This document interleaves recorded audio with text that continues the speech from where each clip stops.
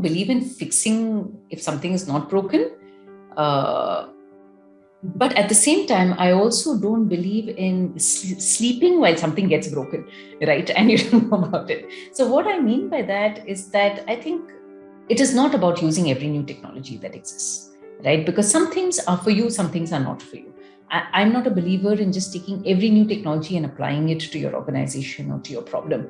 There are some problems that are working very well with the existing solutions, unless there is a need to enhance them, let them be.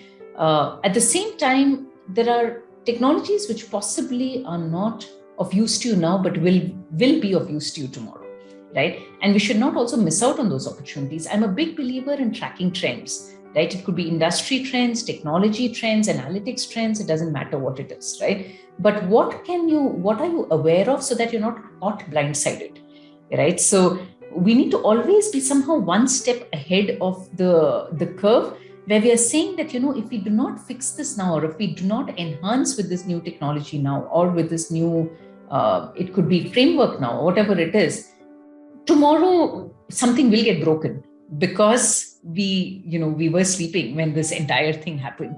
So I think, I don't believe in fixing it, but I don't believe in waiting for things to get broken either.